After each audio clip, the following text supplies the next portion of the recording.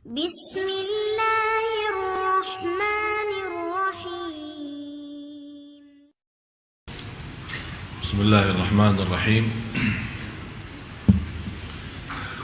Assalamualaikum warahmatullahi wabarakatuh.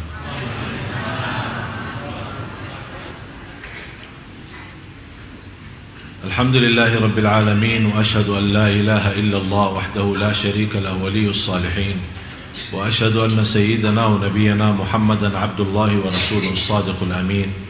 Allahumma salli wa sallim wa barik ala sayyidina Muhammad wa ala alihi wa sahbihi wa man tabi'ahum bi ihsanin ila yaumiddin.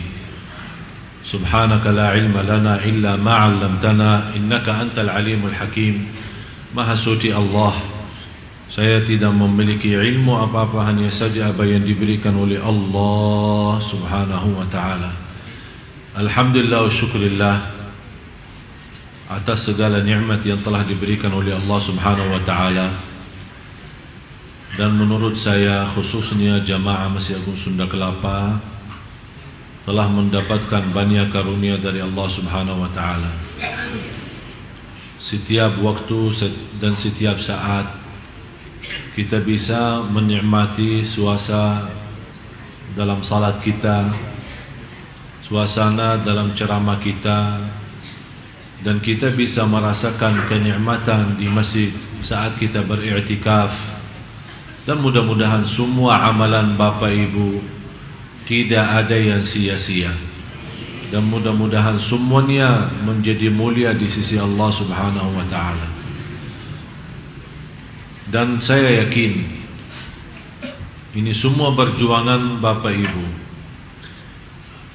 selama kita sama-sama mempelajari agama di masjid yang sama-sama kita cintai, Masjid Agung Sunda Kelapa ini, yang insyaAllah senantiasa ma'mur, dan insyaAllah jamaahnya juga semakin insyaAllah barakah.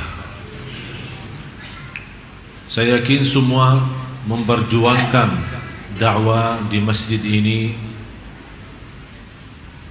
demi sama-sama kita mencintai Allah subhanahu wa ta'ala. Dan saya yakin tidak ada keraguan dalam hati anda semua yang hadir. Kalau ada orang bertanya, pasti akan anda menjawab dengan jawaban yang cukup jelas. Saya 100% dalam hati saya mencintai Allah subhanahu wa ta'ala. Dan saya juga tidak ada keraguan terhadap Bapak Ibu dalam hal ini. Tapi masalah cinta itu belum tentu seorang mencintai Allah, belum tentu berlakunya benar, dan belum tentu kehidupannya benar, belum tentu ibadahnya benar. Malah Rasulullah sallallahu alaihi wasallam bersabda, seorang hamba Allah 60 tahun salat, tapi selama 60 tahun tidak diterima salatnya. Ditanya oleh sahabat, ya Rasulullah, bagaimana bisa terjadi seorang 60 tahun tidak diterima salatnya? Kata Rasulullah sallallahu alaihi wasallam, li'annahu la yutimmu ruku'aha wala sujudaha, karena dia tidak berusaha maksimal untuk menyempurnakan rukuknya dan sujudnya. Dan kita lihat kondisi dan keadaan banyak di antara jamaah kita yang kita sayangi dan kita cintai. Banyak di antara jamaah terlalu keburu selesaikan salatnya, apalagi salat sunnah qabliyah ba'diyah, apalagi duha dan yang lain-lain. Kapan kira-kira saatnya kita bisa menikmati ibadah salat?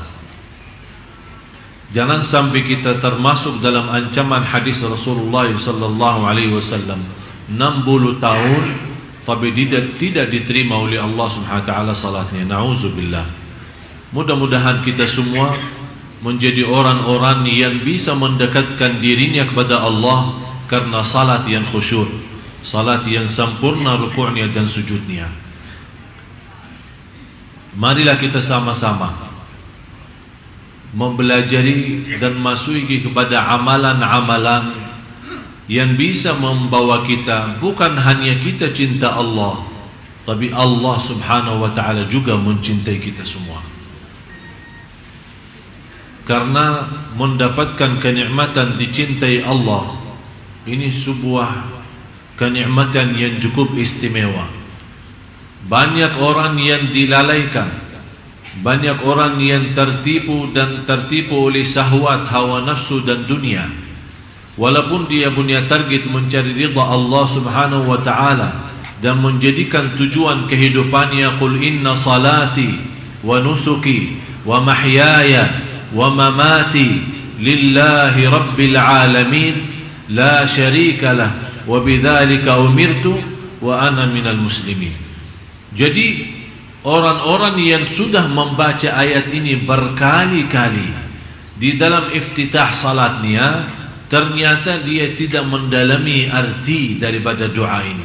Dia tidak merasakan kekuatan doa ini dan tidak menikmati bagaimana bisa terwujud benar-benar inna salati wa nusuki wa mahyaya wa mamati lillah, semata-mata karena Allah, syukur karena Allah, sabar karena Allah, ikhlas karena Allah, salat karena Allah, bersedekah karena, silatul rahim karena.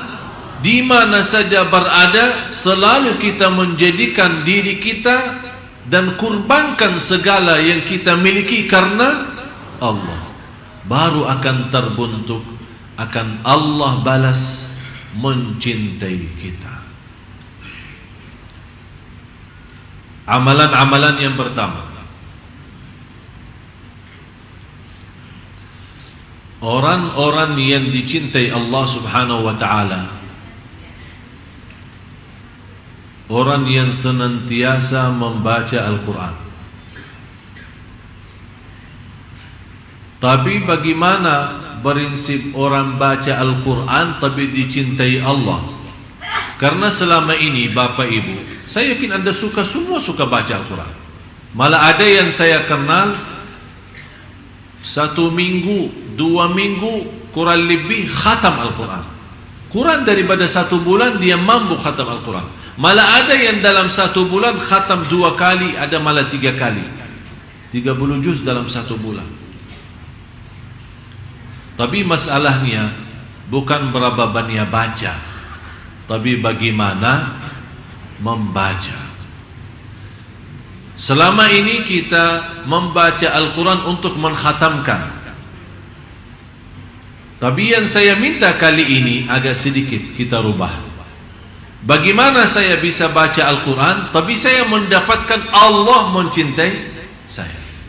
Yang pertama, saat kita baca Al-Quran harus Anda rasakan Allah bicara sama Anda langsung. Allah bicara sama kamu. Ya ayyuhalladzina amanu, hei orang.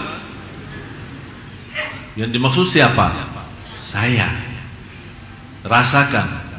Ittaqullah, berarti Allah mau berbicara sama diri kita sendiri. Itu yang perlu dirasakan saat kita membaca Al-Quran.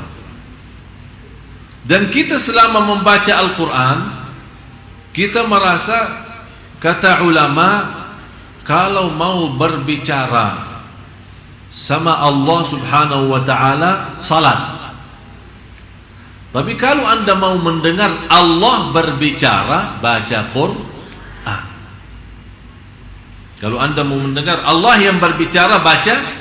Karena ini Al-Quran kalam Allah. Kalam Allah langsung.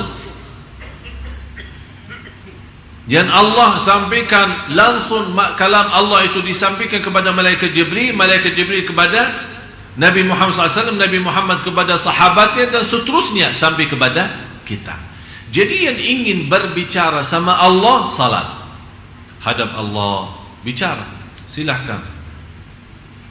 Tapi yang ingin mendengar Allah yang berbicara, baca Al-Quran. Jadi saat Anda baca Al-Quran, Bismillahirrahmanirrahim. Anda rasakan mendengar kalam Allah. Jadi jangan Anda hanya membaca. Ada seorang membaca hanya lewat mata.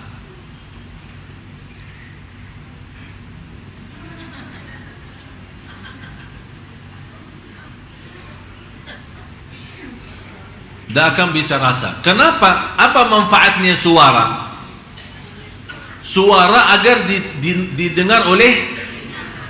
Kenapa didengar oleh telinga sendiri? Kalau ada syaitan mengganggu kita, lari. Dia tidak bisa, karena ada suara keluar. Syaitan terganggu. Bukan syaitan yang mengganggu, malah dia yang terganggu. Berarti akan melarikan syaitan dari suara bacaan kita. Kalau sudah syaitan lari, berarti kita akan mampu fokus dan lebih nikmat bacaan kita. Yang kedua, saat kita mendengar sendiri bacaan kita, rasakan Allah yang lagi menyampaikan bacaan itu lewat telinga kita. Karena telinga itu salah satu makhluk Allah. Ada seorang punya telinga tapi tidak bisa mendengar.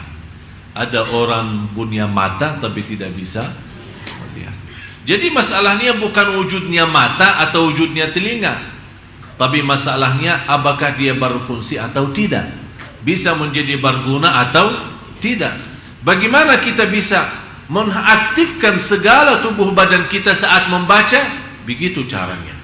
Yang pertama, Anda baca karena Allah lagi berbicara. Yang kedua, Anda membaca Al-Quran, semua berbicara itu yang dimaksud adalah diri kita. Yang ketiga, itu yang terindah dalam bacaan Al-Quran, setiap kita baca ada rasa saya tidak mau berhenti, karena saya lagi nikmati dan merindukan mendengar kalam Allah, mendengar bicaraan Allah sama saya. Jadi begitu Anda baca, jangan Anda punya bayangan dan fikiran kapan mau selesai. Malah justru yang Anda harus rasakan, saya tidak mau selesai, saya mau terus lazat, saya mau nikmat, karena Allah lagi bicara sama saya. Sudah faham 3 poin ini? Itu namanya membaca Al-Quran. Dan 3 hal ini baru akan Allah mencintai kita.